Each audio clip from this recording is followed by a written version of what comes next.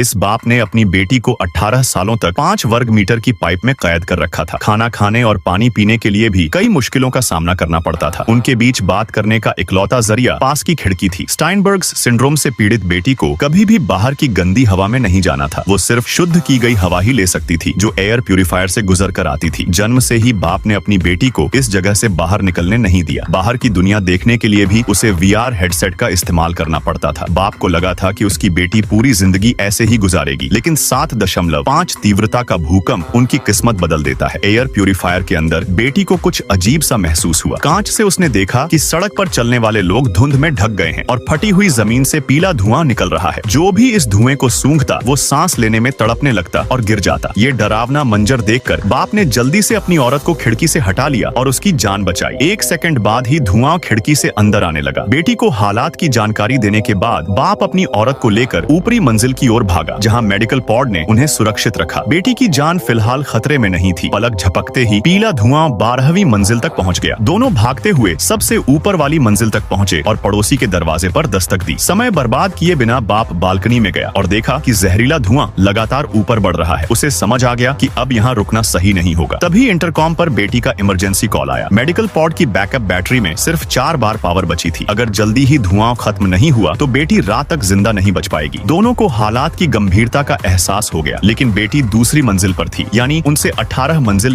नीचे जाकर बैटरी बदलना और लौटना 5 मिनट तक सांस रोककर करने जैसा था। ये किसी आम इंसान के लिए नामुमकिन था। तभी बाप को याद आया कि नीचे वाले पड़ोसी को गंभीर सांस की बीमारी थी, तो उसके पास ऑक्सीजन सिलेंडर जरूर होगा। बाप ने अपनी जान की परवाह किए बिना नीचे उतरना शुरू किया, जहाँ जहरीला धुआं उसके गले तक पहुँच गया था। उसने तुरंत अपनी सांस रोक ली और तेजी से मंजिल पर पहुँच गया। खिड़की तोड़कर अंदर घुसा और तुरंत खोज शुरू कर दी, लेकिन तभी कमरे में पड़ी पड़ोसी की लाश ने उसे झटका दिया। दुख मनाने का वक्त नहीं था। उसने इधर उधर देखा मगर ऑक्सीजन सिलेंडर नहीं मिला। घबराकर उसने दूसरे कमरे में तलाशी ली। उसकी सांसें खत्म होने लगी थी, बस 20 सेकंड बाकी थे। आखिरकार एक कोने में उसे ऑक्सीजन सिलेंडर मिल गया। उसने बिना वक्त गंवाए मास्क पहना और गहरी सांस ली। अब उसके शरीर में फिर से ताकत आ गई थी। उसने दूसरी मंजिल पर पहुंचकर मेडिकल पॉड की बैकअप बैटरी बदल दी, लेकिन खतरा अभी टला नहीं था। जहरीला धुआं ऊपर बढ़ रहा था। तभी